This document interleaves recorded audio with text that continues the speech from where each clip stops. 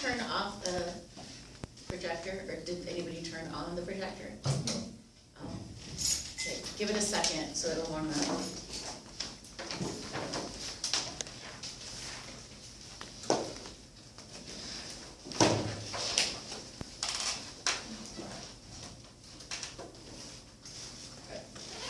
So, example one. Example one, we have a Stanford swimmer, gets accused of rape, gets the charge dropped down to sexual harassment, and is currently spending 6 months in jail. He's also an Olympian as well. The second example is the Santa Barbara shooter. Killed 6 people and injured 14 in the process. Now, what do these people have in common?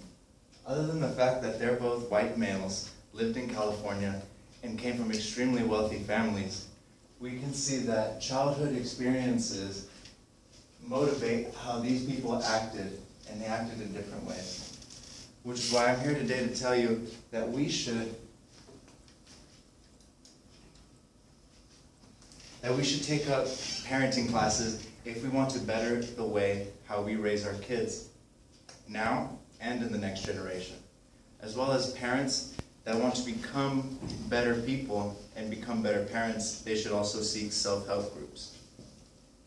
Now, a quote from the American Psychological Association Help Center says that kids learn violence in an early life.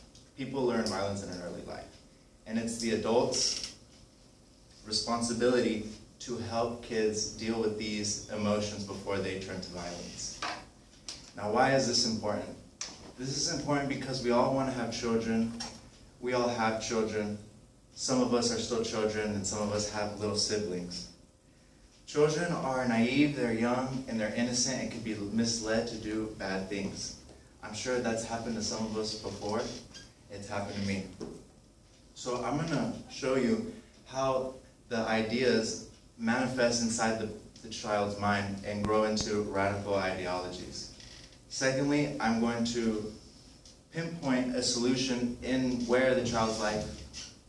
And thirdly, after we find a solution, we can then visualize a safer world with safer children. So firstly, let's start with the problem.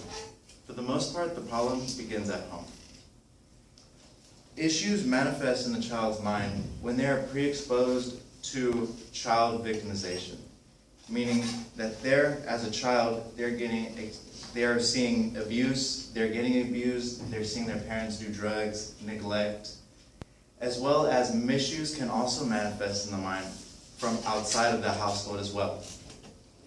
Now, a couple statistics that I've brought. One from the U.S. Department of Justice by a Kathy Weedham, an acclimated psychological professor, found that out of a sample pool of 301 convicts, 70% of those convicts were reported to have childhood victimization, meaning that when they were kids, they saw their parents abuse one another, they were being abused, so on and so forth, with drugs and neglect. A second study by the U.S. Department of Justice, again, by A.D. Finkelhor, the director of Crimes Against Children's Research Center, found that children are more likely to see a crime happen than an adult. Secondly, 1 in 10 children are going to see one family member assault another family member. The study continues to say that children pre-exposed to violence are going to enter a cycle of violence, as well as have psychological and emotional harm. Now see, it's our responsibility to solve these problems before children hurt themselves or they start hurting other people, as well as entering a form of extremism. Extremism, as I give you examples of these two guys. So this is James Holmes and the Columbine people again.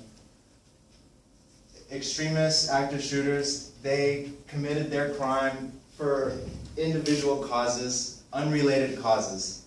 But if we do what we did in the introduction with those two people, we can see that childhood experiences motivated adult behavior.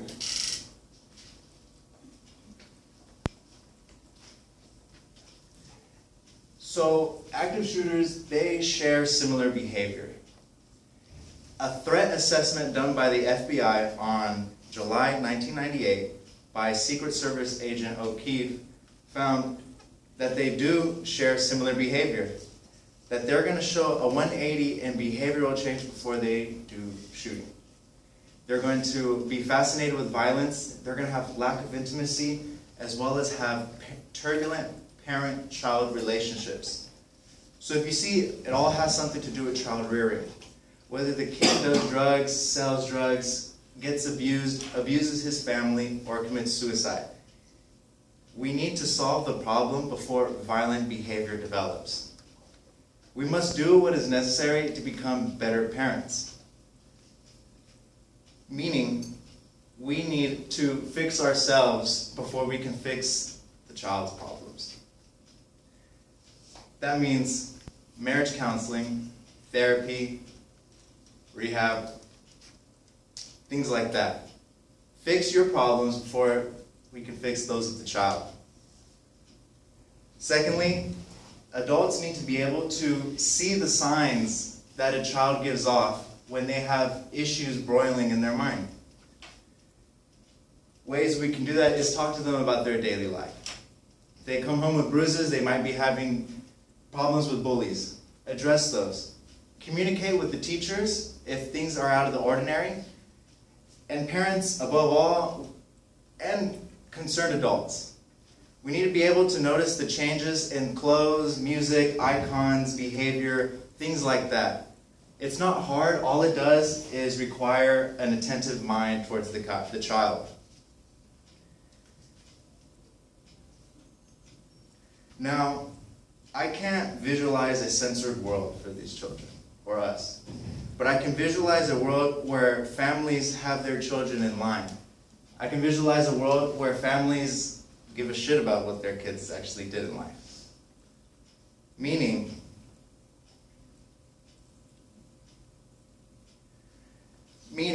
that a visualization I can see is within the old sitcoms, the Brady Bunch, the Growing Pains, the Boy Meets World, the Full House.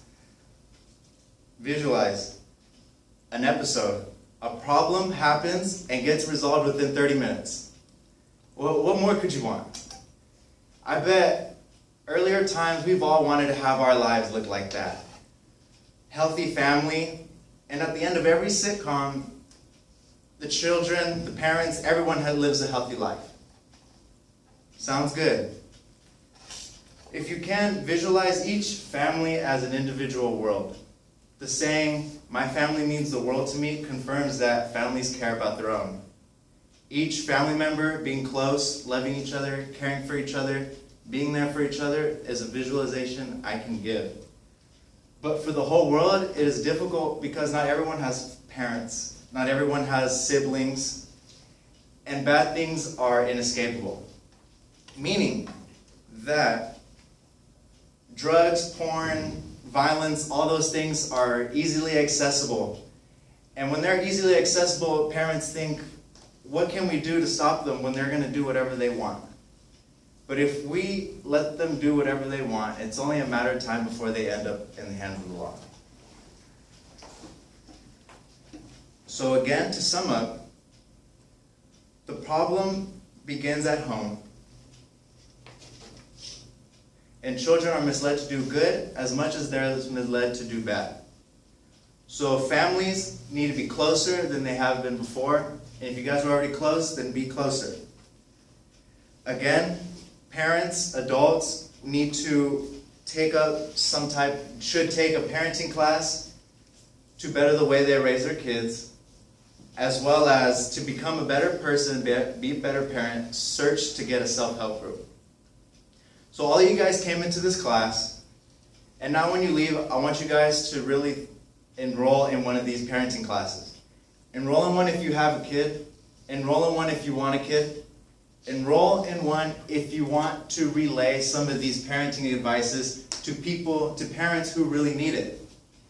As we look out in the world today, we see violence, actions taken against terrorism, socialism, politicalism, and it's just terrible.